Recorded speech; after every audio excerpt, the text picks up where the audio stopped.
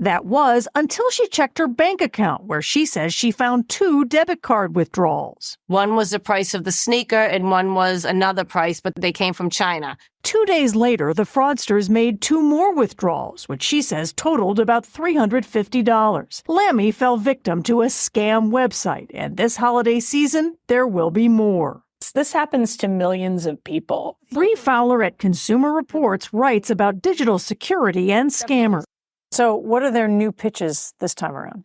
It's great sales, rock bottom prices, and then, getting people to go to a site that looks just like what you think is the actual site. Lammy got most of her money back, but she's still out $80. It's me. It's sneakers. It's okay. I mean, but people like who maybe they're buying their kids their Christmas presents and then they don't get them. I mean, that's even worse. So it's pretty pathetic. And instead of shoes, what showed up in the mail from China? A cheap knockoff Gucci scarf she never asked for.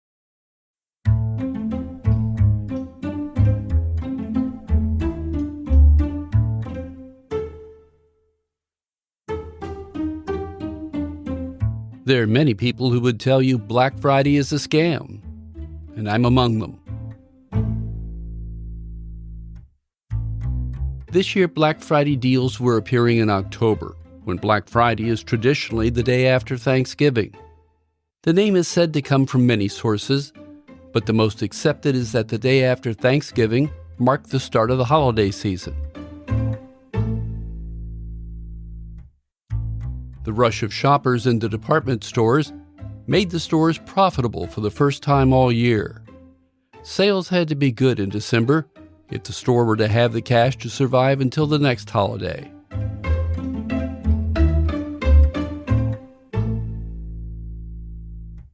Lots of money is changing hands, and you can bet scammers want as large a share of it as they can get. I'm Jim Grinstead, and today we're going to talk about Black Friday scams, how to recognize them, and the traps con artists set to bring themselves good cheer. Other than stores trying to convince you that you're seeing the best prices of the year, what's your greatest exposure during Black Friday? It's your credit card. These days, they're as good as cash. You hand them to a merchant, they swipe it or you pass it over a chip reader, and the sale is made. The assumption is that the person holding the card is the person authorized to use it. Back in the day, people were required to sign their cards, and cashiers checked the signature against the receipt you signed at the register. The thing was, cashiers didn't know anything about how to compare signatures, and they were required to keep the card if the signatures didn't match. If you owned a cart at a mall being run by a teenager, would you want them to have that responsibility? You wouldn't want to hand that responsibility to a retired bank teller either. Banks have tools to check signatures. Popcorn carts do not. History is demonstrating that more and more of us are using our credit cards online. WGAL in Pennsylvania outlined great ways to protect your card. First, shop from a secure computer with the latest antivirus software using a secure connection. Always look for the HTTPS lock symbol in your browser window when you're buying online. Avoid using search engines to find products because scammers can position the search results that you see with dangerous links included. Instead, search the websites of each individual retailer that you might be interested in. Watch out for emails, text messages, pop-up ads, and Facebook and Twitter posts promising fantastic savings. Clicking on the links in those messages could lead to scams or sites distributing malware. And don't open attachments in emails promising fantastic deals.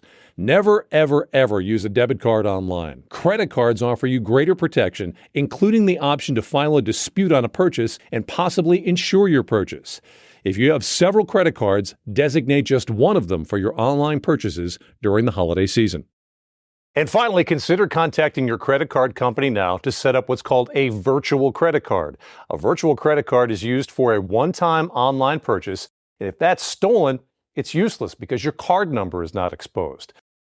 In addition to your bank, there are also services like Privacy.com that can provide substitute credit card numbers with even greater controls on how they are used. Out in the wild, There are other threats to your credit card. For example, pickpockets. Inside Edition set a trap. The holidays are here, and so are the pickpockets. While you're out shopping and taking in all the sights, police say pickpocketers are targeting you. I think they just reached in and grabbed it super quick. 9 days ago, Julie Devine says her cell phone was swiped while she was gazing at the Rockefeller Center Christmas tree. I think I was taking a picture of the tree, and then I put my phone away into my pocket just to move my hair out of my face, and then went to go grab it again, and it wasn't there. That's how quick it could happen. In the Big Apple, the pickpocket problem has gotten so bad that the NYPD has deployed a special task force of plainclothes police to try to catch the thieves red-handed. Here along the pop-up shops and around the skating rink at bustling Bryant Park in Manhattan, cops say a pair of professional pickpocketers have struck 18 times in a 3-week period. So, how serious is the problem? We purchased this wallet and slipped an Apple AirTag inside. Then an Inside Edition producer stood around the iconic ice rink at 30 Rock, with the wallet slightly protruding from the zipper pocket of his backpack, just like this. He's pressed by the crowds. Then this lady takes the bait. She snatches it. Watch again, she sure is quick. All right, we just got our wallet stolen. Using our AirTag, we followed the pickpocket as she crossed over onto swanky Fifth Avenue. It's somewhere right around here. We looked everywhere for it. We haven't been able to find it. Probably just threw the AirTag out, and I guess it's gone. We never did get our wallet back, but the joke's on her because there was a grand total of $0 in it. Bill Stanton is a former NYPD cop and security consultant. Number one rule, put your most valuable things in your front pockets. That's where it's hardest to get. If you can have secured with a zipper or Velcro, all the better. And don't think pickpockets are unaware of things like money belts. They can steal those easily with just a little more jostling around you. Con artists can also steal your credit card information just by walking by. Skimmers can pluck the data from your card and send it off into the air without your even knowing about it. If you have an RFID card, you're at the greatest risk. Chip cards are more secure, but if you're in doubt, put your chip card in an RFID sleeve and sleep well. And, wink wink nudge nudge, if you join our Patreon group at the 2nd or 3rd levels, you get a free sleeve. You're likely to attend some holiday parties at a local watering hole. While trading office gossip, keep an eye on the server who took your credit card to pay the bill. They sometimes write down numbers from the card so they can use or sell that data later online. With the right equipment, the card can be quickly cloned onto blank cards so they have a full duplicate. Hey there, I'm James, host of Dakota Spotlight. We're back with a new season, You Killed Chris, A Friend's Fight for Justice. It's a chilling throwback to 1968. A college freshman, Christine Rothschild, is murdered on campus during her morning walk. Join us as we dive into this unsolved case and follow a friend's relentless pursuit of the truth, all the way from the flower power era to today. Binge You Killed Chris on your favorite app or at dakotaspotlight.com. Pack your body bags. We're going on a slaycation. Tim, what's a slaycation? A slaycation is a murder or mysterious death that happens while you're on vacation. If you like to mix humor with horror and travel, join me, Kim Davis, and me, Adam Tex Davis, and me, Jerry Colbert, as we look at the craziest slaycations that will have you asking, what the F is wrong with people? You can find Slaycation on Spotify or wherever you get your podcasts. Just remember, getting away can be murder. Credit cards are vulnerable, but until someone comes up with a practical way of protecting transactions, there are few ways of protecting yourself. Even cash can be suspect. Here's ABC 7 Bay Area describing just how the act of getting cash makes you vulnerable. It starts with a little glue poured into an ATM machine. That forces consumers to use a tap function, setting up a domino effect. That guy scammed me last night at the ATM machine. Pamela Bongiorno showed us how thieves got her money at this ATM. I inserted my card. It didn't work. A man in line told her she could tap her card instead, and it worked. She got her cash, walked off, but the next day, a shock. Why is my account almost $1,000 less? She found 3 more withdrawals on her account, $940 gone. I'm like, that happened to me. Stephanie Berry was amazed to see our story about Pamela and Rob Bell. I didn't think anything of it. I thought he was just using the ATM. And Justin Sindelar. My initial reaction was, wait a second. I definitely did not withdraw that much money. By tapping, the transaction window stays open even after the cash comes out. So, if a customer walks off without closing the window, a thief can simply step up and make more withdrawals. Chase said customers should wait for this screen. Do you want to do something else? Click No to close out the session. I think I closed it, but you know what? Maybe I left it open. Bank managers told victims the scam has been ongoing since last fall. Yet, Chase rejected all of their claims, saying they authorized the transaction. Why would I make 4 transactions in one day? The investigator from Chase just made me feel so icky. Oh, how do we know you didn't steal it? Why would I steal my own money? I just felt real betrayed. You know, I'm not going to take no for an answer. Pamela filed her claim 4 times before Chase replaced her money. But after our inquiries, the bank did refund all of the victims in this report, telling us, we have credited our customers in full and are taking additional steps to protect patrons. So, now you're credit card aware. You may feel comfortable going online for Black Friday or Cyber Monday. Well, let me shake your confidence in that. It's what I do. If you're using a reputable merchant, odds are strong you'll be safe. But what if you think you're being a smart shopper and are on the store's website, but you're really not? For a few sawbucks, you can buy all the tools you need to build a phishing website that looks just like the reputable merchants. It even comes with templates. Here's how it's done. We begin just after this guy tells us what tool to acquire to create those phishing websites and where to buy it. Now, with the tool downloaded in our machine, we will start creating our phishing website by typing one simple line. Plain and simple. This tool even gives us a variety of websites to choose from, so you can see how convenient and effortless it is for the scammers out there. And in this demonstration, we will be creating an Amazon phishing site which is index number 34. So we type in number 34 and within seconds, the website should be created. Now once the URL has been generated, it means that the website is ready. So let's check out the phishing website to see how it looks like. We pull out our favorite browser, we paste the generated link in and enter. So what you see on the screen now is the Amazon phishing site we have just created together. Now I'm going to visit the real Amazon login page on the right hand side of the screen to see how our phishing site measure up. Okay, so here we are. I think we can all agree that the fake one is definitely good enough to catch someone off guard if they are not careful enough.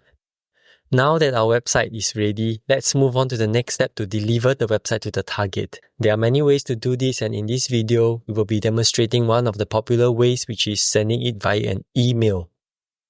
Okay, here we have drafted an email ready to send to our target, but before that, let's insert the fake website URL and cover it up with an attractive tagline so that the target is more likely to click on it. Let's go with check here to validate your email address. And now that we have a perfect email, let's send it out to the target. Okay, and here we are in our final mile where we wait for our target to bite the bait. For demonstration purposes, let's assume that the target takes the bait. On the left-hand side of the screen, we have the target's view where he would read through the email thinking that he got lucky and go ahead validating his email. He clicks on the link, get redirected to our phishing site where we will be notified as shown in the screen here. Looking at this login page with all the familiar Amazon logo and layout, the convinced and careless target punched in his email address and password and logs in.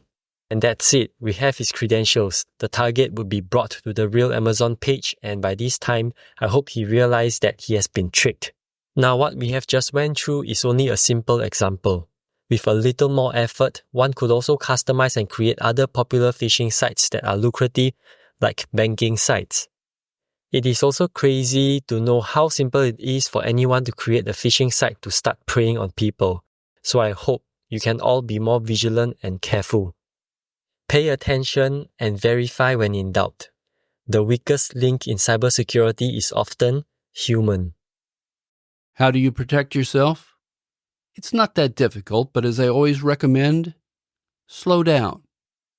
If you hover, not click your mouse over a link, in the lower left hand of your browser you'll see the full link to where it wants to take you.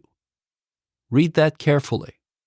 Scammers regularly buy domain names that are just slightly different from the real domain, so a quick look and a click and you get robbed. Look for misspellings of the merchant's name or unusual extensions. And if two different domains show up in the same link, only one of them will be configured to work for the scammers. This one's up to you, and no firewall or VPN will protect you. Some antivirus software can catch this trick, but scammers move quickly, especially during the holiday times when people are spending a lot of money and doing it quickly. These fake sites are called phishing sites because they do one of two things and often both. First, they now have your logon or other identifying information so they can go on a shopping spree at your expense.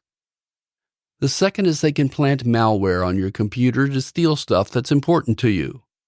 But if the scammers are good, those trusted merchants can give themselves a nice holiday gift. This one has a target on its back.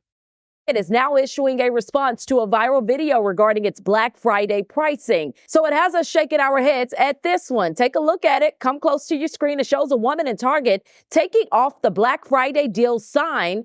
And underneath it, you can see that the price never changes from the sign that was in front. Now, in a statement, Target says the TVs were actually on sale before Black Friday, and they just continue to offer those items at the same discounted prices. A lot of people in the comments, they are saying companies have been doing this for years. You be the judge. Y'all got enough TVs anyway. Y'all buy a TV every Black Friday. Just to watch WFAA. Well, that's good. They can watch us on that app too. I'm just saying.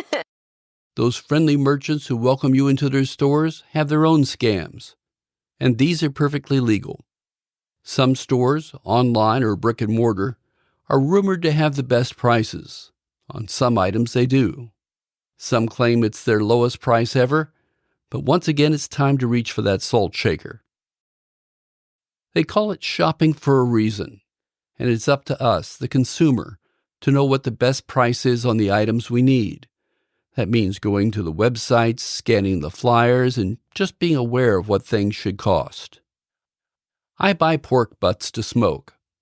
I know what they cost, and it's unusual for a grocery store's flyer to claim it's on sale when it's not. Or, in the fine print, you'll see that it's bone-in, which means you're paying for something you can't eat. But if you have a dog,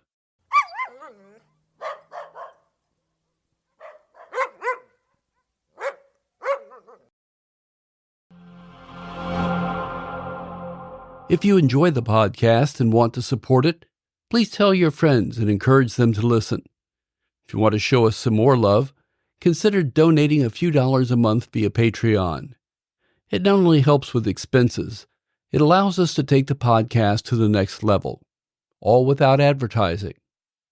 You can sign up by going to patreon.com and search for Scams and Cons. That's patreon.com. You can also find a link in the show notes. Thanks for listening.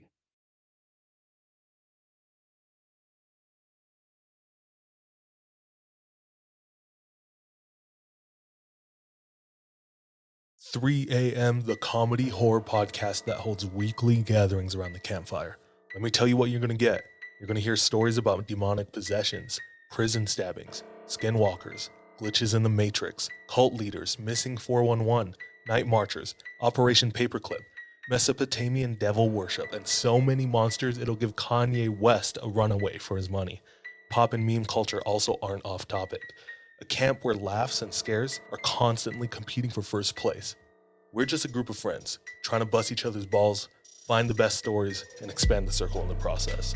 3 a.m., the comedy horror podcast not for the faint or fragile of heart.